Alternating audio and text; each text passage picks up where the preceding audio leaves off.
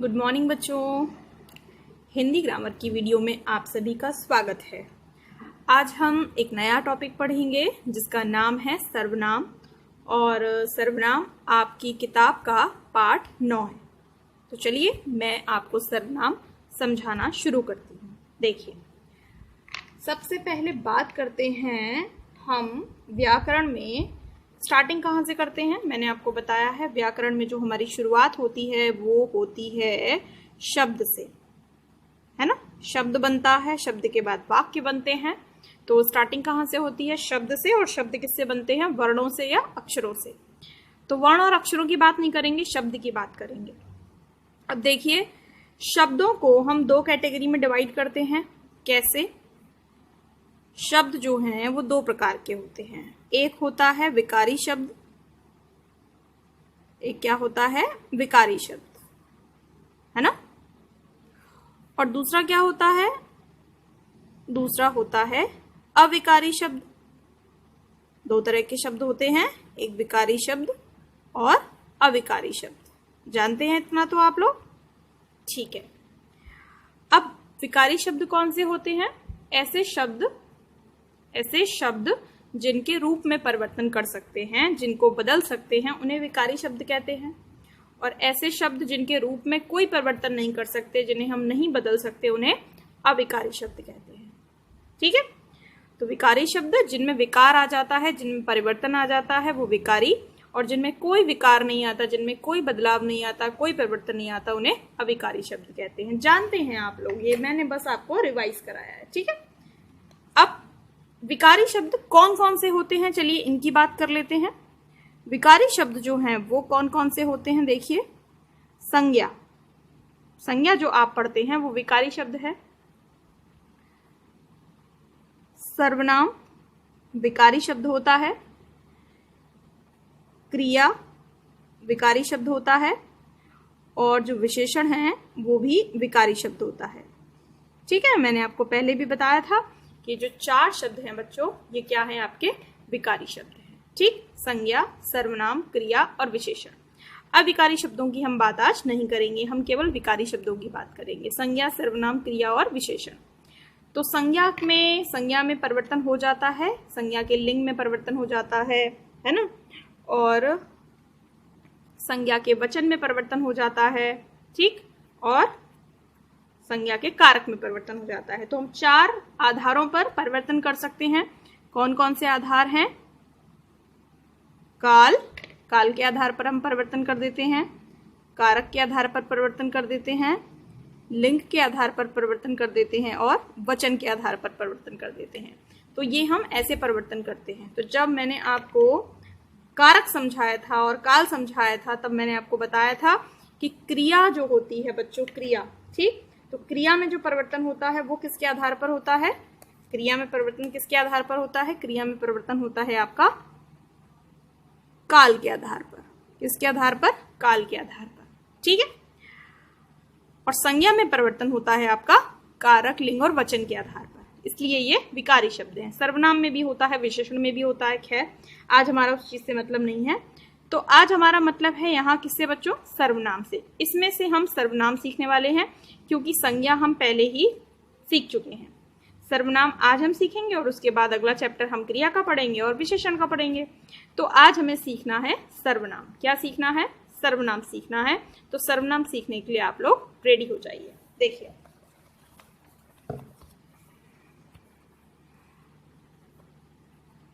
सर्वनाम जो है वो संज्ञा से जुड़ा हुआ है। आप सर्वनाम को अलग से ना सीखो, आप संज्ञा और सर्वनाम दोनों को साथ में लेके सीखो। संज्ञा हम सीख चुके हैं और सर्वनाम आज हम सीखेंगे। ठीक है।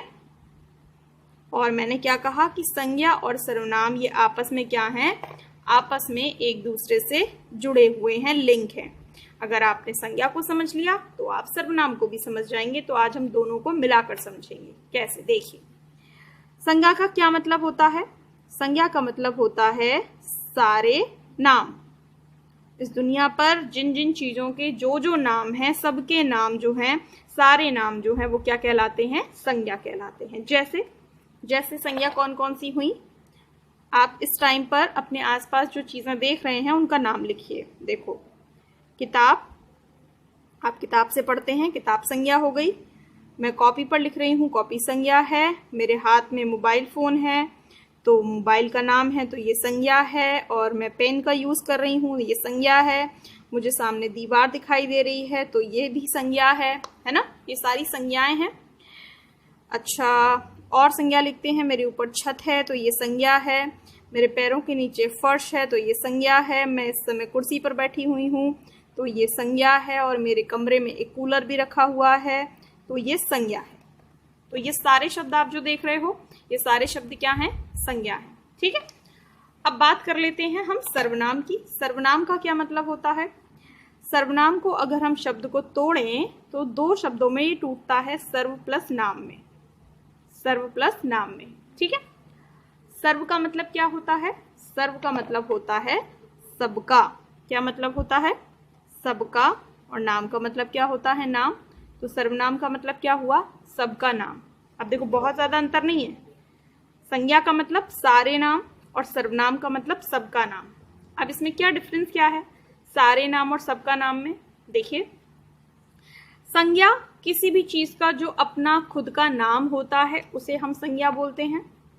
और सर्वनाम यानी कि आप इन सारे नामों के लिए आप क्या कोई और नाम इस्तेमाल कर सकते हैं? इन सारे नामों के लिए जो आप नाम इस्तेमाल करेंगे वो क्या कहलाएगा? वो कहलाएगा सर्वनाम। जैसे मेरे सामने किताब है, मैं किताब को बोल सकती हूँ यह।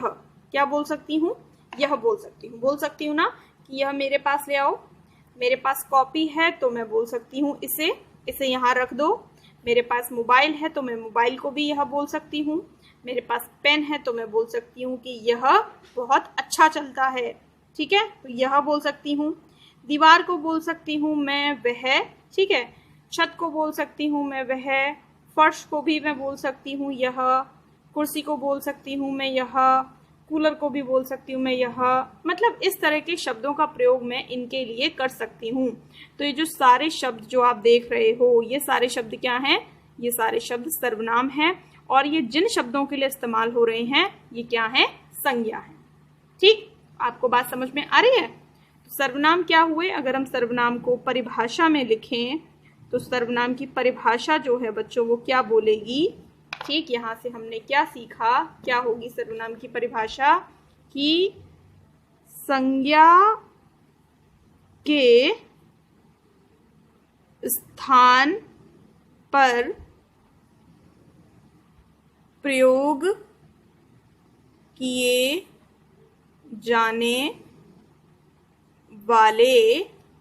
जाने वाले शब्दों को सर्वनाम कहते हैं। ये हो गई परिभाषा किसकी? सर्वनाम की। संज्ञा के स्थान पर प्रयोग किए जाने वाले शब्दों को सर्वनाम कहते हैं।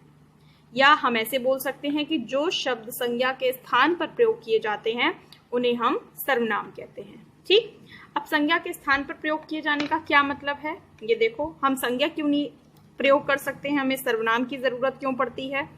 देखो, इसके लिए मैंने लिखा राहुल अच्छा लड़का है। ठीक है, अब इसमें किसकी बात की जा रही है? इसमें बात की जा रही है राहुल की। राहुल संज्ञा है, नाम है किसी का, राहुल अच्छा लड़का है। अब मुझे राहुल के बारे में एक और बात बतानी है। मैंने बताया कि राहुल बीमार है। राहुल बीमार है। ठीक है, फिर मैंने बोला कि राहुल के पास पैसे नहीं है। ठीक है, फिर मैंने बोला कि राहुल घर पर अकेला है। ठीक, मैं राहुल के बारे में बात कर रही हूँ और मैंने जब जब राहुल के बारे में बात की हर बार मैंने क्या यूज किया? राहुल राहुल राहुल राहुल। अब देखो, मैं इन सारे सेंटेंसेस को ना जल्दी से पढ़ देती हूँ तो आप ये देखना कि बार बार राहुल कहना अच्छा नहीं लग रहा। देखो सुनो, राहुल एक अच्छा लड़का है, राहुल बीमार है, राहुल के पास पैसे नहीं हैं, राहुल घर पर अकेला है, राहुल क्या करेगा राहुल को समझ में नहीं आ रहा है, राहुल की तबीयत बिगड़ती जा रही है, किसी ने राहुल की मदद नहीं की है। क्या लग रहा है आपको? बाकी चीजों पर ध्यान कम हो गया, सारा ध्यान कौन ले गया? सारा ध्यान ले गया राहुल।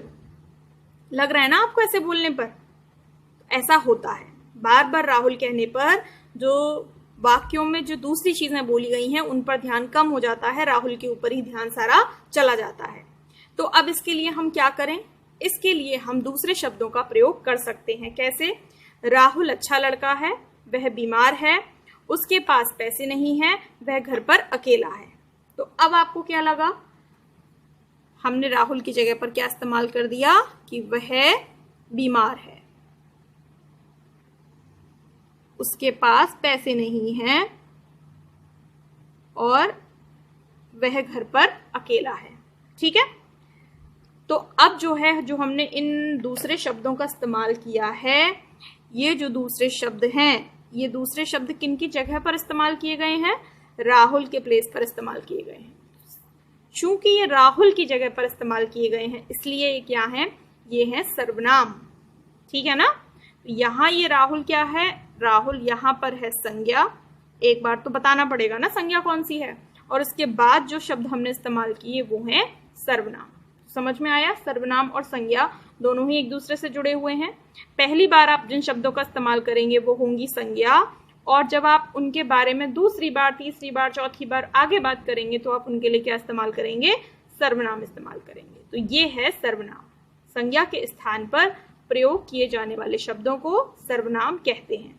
और क्यों इस्तेमाल किए जाते हैं? क्योंकि हम बार बार एक ही संज्ञा शब्द का इस्तेमाल नहीं कर सकते हैं। अगर हम कोई वाक्य लिखते हैं तो उन वाक्यों में हम बार बार एक ही संज्ञा शब्द इस्तेमाल नहीं कर सकते हैं, संज्ञा शब्दों को रिपीट नहीं कर सकते हैं, उनकी पुनरावृत्ति नहीं कर सकते हैं। अगर हम उनकी पुनरावृत्ति करेंगे तो जो हमारा वाक्य है वो अटपटा लगेगा, वो पढ़ने में अजीब लगेगा, उसका जो मर्म है, उसका जो एसेंस है, अर्थ है, वो थोड़ा सा भद्दा हो जाएगा, अच्छा नहीं लगेगा।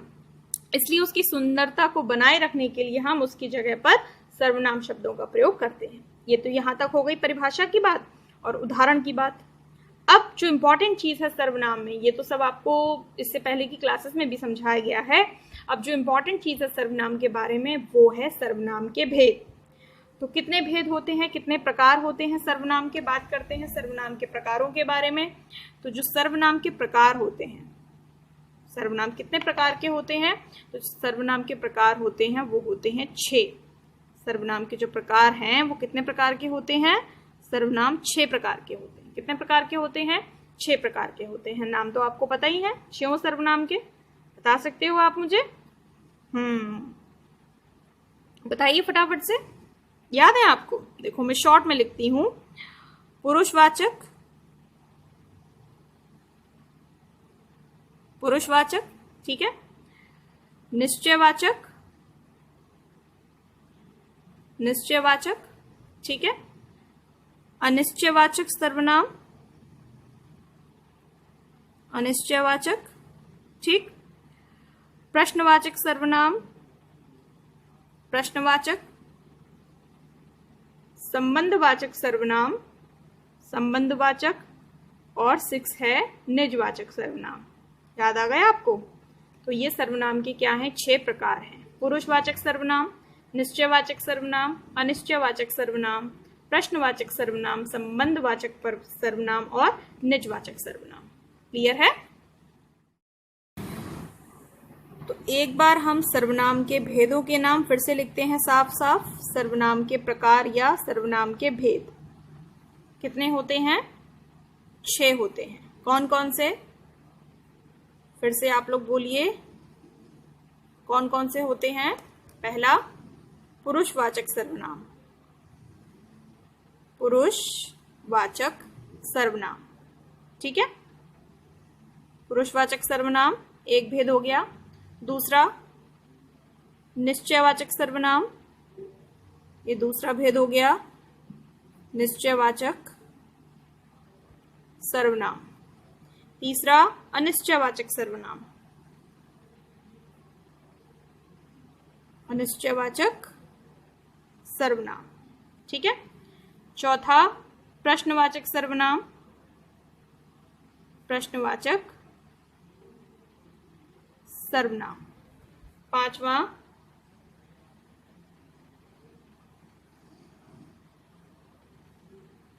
संबंधवाचक सर्वनाम और छठा निजवाचक सर्वनाम।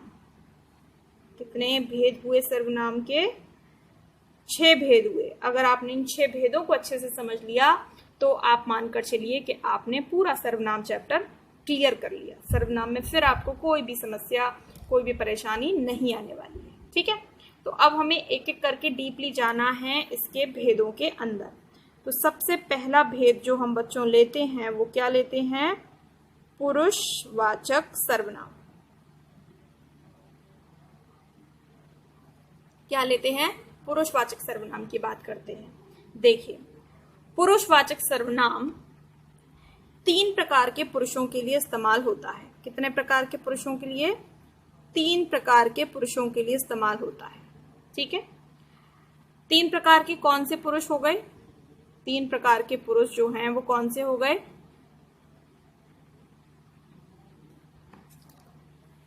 पहला पुरुष जो है उसको बोलेंगे हम कहने वाला।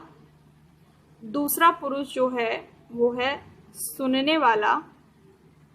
और तीसरा पुरुष जो है वो है जिसके बारे में कहा जाए, जिसके बारे में कहा जाए।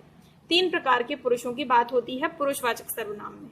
पहला कहने वाला जो बात बोलता है उसके लिए, दूसरा सुनने वाला जो बात सुनता है उसके लिए, और तीसरा जिसके बारे में बात की जाती है उसके लिए। कहने वाला, सुनने वाला और जिसके बारे में बात की जाती है उसके लिए। ठीक है। जैसे एग्जाम्पल देखो, एग्जाम्पल हमने लिखा कि वह बहुत धनी है। ठीक है, वह बहुत धनी है। अब इसमें आप बताओ फटाफट से सर्वनाम कौन सा है? अब आप पहचान जाओगे, सर्वनाम है वह। क्या है? वह। अब ये हो गया क्लियर कि वह सर्वनाम है। अब आगे क्वेश्चन ये पूछा जाता है कि वह कौन सा सर्वनाम है। आप कैसे पहचानोगे? आप पहचानोगे कि इसमें किसकी बात की गई है। इसमें पुरुष की बात की गई है या किसी और चीज की बात की गई है? तो इसमें पुरुष की बात की गई है, क्योंकि धनी कौन होगा? पुरुष ही होगा। तो इसमें पुरुष की बात की गई है, इसलिए यह पुरुषवाचक सर्वनाम है। क्लियर है? अब बात आती है कि 3 प्रकार के पुरुष होते हैं, कहने वाला, सुनने वाला और जिसके बारे में कहा जाए। तो ये तीनों प्रकारों में से कौन सा पुरुष है? कहने वाला है, सुनने वाला है, जिसके बारे में कहा जा रहा है। तो आप देखो, वह बहुत धनी है। ये वह कौन है? ये वह कहने वाला नहीं है। जो बात करता है वो ये नहीं बोलता है अपने बारे में अगर वो बात करता है तो वो ये नहीं बोलता है वह बहुत धनी है। जो सुनने वाला है, जो सुन रहा है, ठीक, सुनने वाला तो बोल ही नहीं रहा। ठीक है। अब बात जिसके बारे में की जा रही है, तो यहाँ पर जो ये है ये तीसरे नंबर का पुरुष है, क्योंकि इसके बारे में बात की जा रही है। किसी ने कहा होगा, किसी से कहा होगा, जैसे मैं बोल रही हूं, मैंने आपसे बोला ना वह बहुत धनी है, तो कहने वाली हूं मैं, सुनने वाले हैं आप, और मैं आपसे क्या कह रही हूं? किसी दूसरे के बारे में बोल रही हूं वह बहुत धनी है। तो ये अन्य पुरुष है। क्या है? ये तीसरा आपका पुरुष है। अब इन पुरुषों के नाम होते हैं। देखिए, जो कहने वाला होता है उसे हम बोलते हैं उत्तम पुरुष। क्या बोलते हैं? उत्तम पुरुष। ठीक है।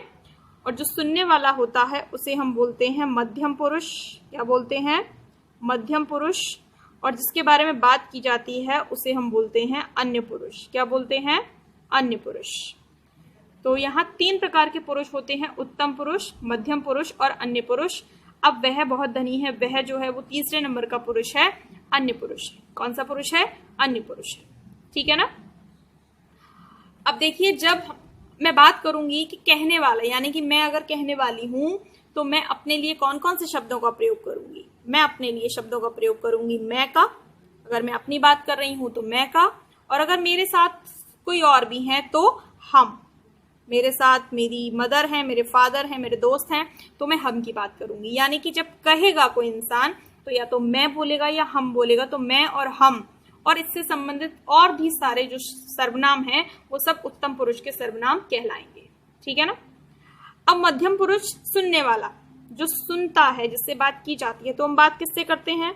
अपने से छोटा है तो हम तू से बात करते हैं, हम उम्र है या छोटा है तो तुमसे भी बात करते हैं, और अगर बड़ा है, सम्मान दे रहे हैं, तो आप करके भी बात करते हैं। तो जिससे हम बात करते हैं वो होता है तू, तुम और आप। ठीक है। मैंने तुमसे कहा, हमने आपसे बोला। ठीक, तो हम आपसे बात करेंगे या मैं तुमसे बात करूंगा, तो कहने वाला मैं और हम, और सुनने वाला तू, तुम और आप। अब अन्य कौन होगा जिसके बारे में बात की जाएगी? अन्य होगा वह या यह या ये या वे या वो। जब अन्य की बात की जाएगी तो होगा वह, यह, ये, वे, वो। ये सारे आपके अन्य पुरुष के एग्जाम्पल्स हैं, ये अन्य पुरुष के उदाहरण हैं। तो पुरुषवाचक सर्वनाम में 3 प्रकार के पुरुष आते हैं: उत्तम पुरुष, मध्यम पुरुष और अन्य पुरुष। उत्तम पुरुष में मैं और हम, और इसके अलावा बाकी भी सारे। ठीक है, मुझे, हमें, इस तरह से भी। और मध्यम पुरुष में तू, तुम, आप, तुम्हें। और अन्य पुरुष में यह, वह, उसे, इसे, ये, वे, वो। इस तरह के सारे शब्द जो हैं वो पुरुषवाचक सर्वनाम में आते हैं। ठीक है, अब आप पहचान सकते हो कौन सा पुरुष है। चलिए मैं एक और उदाहरण लिखती हूं। तुमने उसे क्यों बुलाया? तुमने उसे क्यों बुलाया? ठीक है ना। अब आप इसमें से सबसे पहले तो सर्वनाम को अंडरलाइन कीजिए। सर्वनाम कौन से हैं? देखिए, अब आप पहचान पा रहे होंगे। तो एक तो सर्वनाम ये है और एक सर्वनाम ये है। ठीक है। अब तुमने किसी आदमी के लिए ही इस्तेमाल हो रहा है, उसे किसी आदमी के लिए ही इस्तेमाल हो रहा है, लेकिन उनके नाम नहीं मालूम है, उनकी जगह पर इस्तेमाल हो रहा है। ये तो क्लियर है कि पुरुषवाचक सर्वनाम है, पुरुष की जगह पर इस्तेमाल हो रहा है इसलिए। अब मैंने आपसे पूछा, माँ मुझे ये बताओ कि पुरुषवाचक सर्वनाम में ये कौन सा पुरुष है? आप कैसे पहचानोगे? अब देखो, ये सेंटेंस मैंने बोला है। किसने बोला है? मैंने बोला है। किससे बोला है? तुमसे बोला है। और क्या बोला है? तुमने उसे क्यों बुलाया? तुमने उसे क्यों बुलाया? मैंने बोला। तो इसमें मेरी तो कहीं पे बात नहीं आई है। ठीक है, तुमसे बोला है तो तुम्हारी बात आई है। तो तुमने जो है वो क्या हुआ? वो मध्यम पुरुष हुआ। तुमसे मैं बात कर रही हूँ ना, तो तुमसे मध्यम पुरुष हुआ। उसे, किसी दूसरे आदमी के बारे में बात की, किसी अन्य आदमी के बारे में बात की, उसे, तो यहाँ पर ये अन्य पुरुष का आ गया। तो तुमने जो है वो आपका दूसरे नंबर का पुरुष है, और जो उसे है वो आपका तीसरे नंबर का पुरुष है। ठीक है ना। तो इस तरह से हम पुरुषवाचक सर्वनाम के पुरुष को पहचान लेते हैं, उसको आइडेंटिफाई कर लेते हैं। तो ये आपका पुरुषवाचक सर्वनाम क्लियर हो गया। हो गया। चलिए अब अगले सर्वनाम की बात कर लेते हैं। अगला जो सर्वनाम है वो क्या है? वो है आपका निश्चयवाचक सर्वनाम। निश्चयवाचक सर्वनाम। अब ये निश्चयवाचक सर्वनाम क्या होते हैं? किसी भी निश्चित वस्तु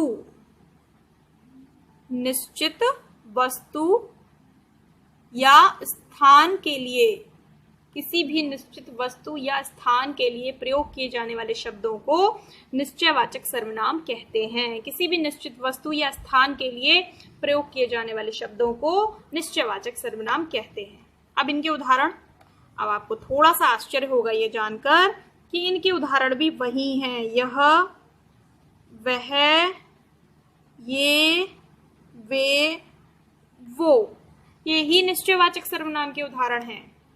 यह, वह, ये, वे, वो। अब आप कहोगे तो हम कैसे पहचानेंगे कि यह, वह, ये, वे, वो कब पुरुषवाचक सर्वनाम बनेंगे और कब निश्चयवाचक सर्वनाम बनेंगे? तो इसके लिए आप नीचे एग्जाम्पल देखो। ठीक है, एग्जाम्पल में लिखती हूं। मैंने एग्जाम्पल लिखा कि यह मेरा कमरा है। यह मेरा कमरा है। ठीक है, तो मैंने आपको क्या बताया था कि जो पुरुषवाचक सर्वनाम होते हैं वो पुरुष के लिए इस्तेमाल होते हैं। अब आप यहां पर यह की बात कर लो, यह की बात कर लो। अब आप मुझे बताओ कि यह मेरा कमरा है किसके लिए इस्तेमाल हो रहा है? ये यह कमरे के लिए। कमरा पुरुष है क्या? कमरा पुरुष है क्या?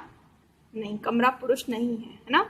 आप कमरे के लिए यह को इस्तेमाल कर रहे हो, कमरे के लिए यह को इस्तेमाल कर रहे हो, इसलिए यह किसी पुरुष की जगह पर नहीं आया, और पुरुष की जगह पर नहीं आया तो इसलिए यह निश्चयवाचक सर्वनाम है, और ये निश्चित चीज के लिए इस्तेमाल हो रहा है, यह कमरे के लिए ही इस्तेमाल हो रहा है, तो यहाँ पर यह जो है वो निश्चयवाचक सर्वनाम है।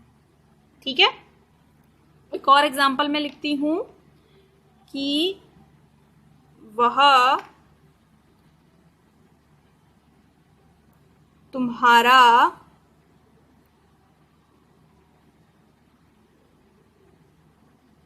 बगीचा है। ठीक है, तो अब इसमें अंडरलाइन करो वह पर, और अब वह पहचानो क्या है। वह तुम्हारा बगीचा है, तो वह किसके लिए इस्तेमाल हुआ है, जैसे यह कमरे के लिए इस्तेमाल हुआ था उसी तरह से वह बगीचे के लिए इस्तेमाल हुआ है।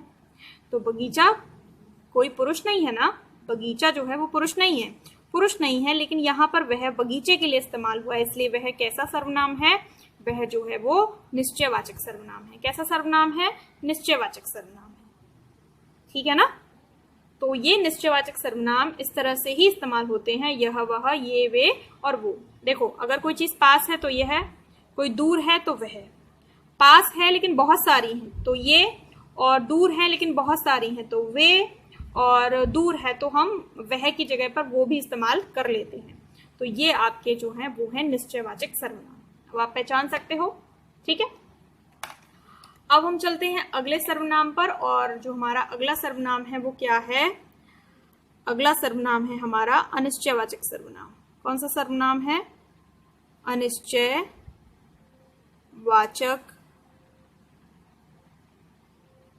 सर्वनाम। ठीक है ना, अब अनिश्चयवाचक सर्वनाम में क्या होता है, अनिश्चयवाचक सर्वनाम किसके लिए यूज किए जाते हैं, किसी भी अनिश्चित चीज के लिए, अनिश्चित वस्तु या व्यक्ति के लिए, वस्तु या व्यक्ति या कोई भी स्थान के लिए, किसी भी अनिश्चित चीज के लिए, मतलब पता ही नहीं है हमें उसके बारे में, निश्चित ही नहीं है वो, हम जानते ही नहीं है, तो उसके लिए हम अनिश्चयवाचक सर्वनाम का प्रयोग करेंगे। अब ये सिंपल है, पूछो क्यों, क्योंकि यहाँ पर केवल दो ही शब्द होते हैं, एक तो आपका होता है कोई, और दूसरा होता है आपका कुछ। आप दो शब्दों को याद कर लीजिए तो ये आपको समझ में आ जाएंगे कि अनिश्चयवाचक सर्वनाम है। कैसे, अनिश्चित वस्तु के लिए कैसे, आपने लिखा दरवाजे पर कोई है, आपने लिखा दरवाजे पर कोई है, अब यहाँ पर अंडरलाइन कीजिए कोई को। अब आप कोई के बारे में बताइए, कौन होगा दरवाजे पर, कोई आदमी होगा, जैसे आपका दोस्त है, तो आपने लिखा दरवाजे पर रोहित है ना, तो रोहित की जगह पर आपने इस्तेमाल किया कोई है, क्योंकि अभी आपको नहीं पता, वो दरवाजे के बाहर है, आप दरवाजे के अंदर हो, तो आपने कहा दरवाजे पर कोई है, there is somebody at the door. तो यहाँ पर जो कोई है वो है अनिश्चित वस्तु के लिए, कोई नहीं पता आपको कौन है क्या है, इसलिए आपने कोई शब्द लगाया, तो यहाँ पर कोई जो है वो अनिश्चयवाचक सर्वनाम है। दो ही होते हैं, कोई और कुछ। ठीक है, तो दरवाजे पर कोई है, कोई इसमें अनिश्चयवाचक सर्वनाम है। एक और एग्जाम्पल लिखते हैं, टोकरी में कुछ था, टोकरी में कुछ था, अब अंडरलाइन कीजिए कुछ पर, और अब बताइए टोकरी में क्या था, पता है आपको, नहीं, आपको नहीं पता। हो सकता है कि टोकरी में फल थे और आपने नहीं देखे, तो आपने लिख दिया कि टोकरी खाली नहीं थी, टोकरी में कुछ था, लेकिन क्या था आप नहीं जानते हो, क्या था आप नहीं जानते हो। तो जो चीज आप नहीं जानते हो, जो चीज आपके लिए बिल्कुल अनिश्चित है, वो आपके लिए अनिश्चयवाचक सर्वनाम का काम करेगी, क्योंकि आप फल की जगह पर ही तो कुछ का इस्तेमाल कर रहे हो, रोहित की जगह पर ही तो आप कोई का इस्तेमाल कर रहे हो, तो यहाँ पर कोई और कुछ वो आपके अनिश्चयवाचक सर्वनाम कहलाएंगे। तो आज हमने सर्वनाम के कितने प्रकार पढ़े हैं, आज हमने सर्वनाम के 3 प्रकार समझ लिए हैं। अब 3 प्रकार हमारे रह गए हैं, जिसको हम अगले वीडियो में कवर करेंगे और साथ में अपनी बुक से भी पढ़ेंगे। तब तक के लिए आप इस वीडियो को एक बार दोबारा देखिए और समझने की कोशिश कीजिए, याद मत कीजिए, याद करने की चीजें नहीं है ये सिर्फ समझने की चीजें हैं। ठीक है, till then take care of yourself, bye bye.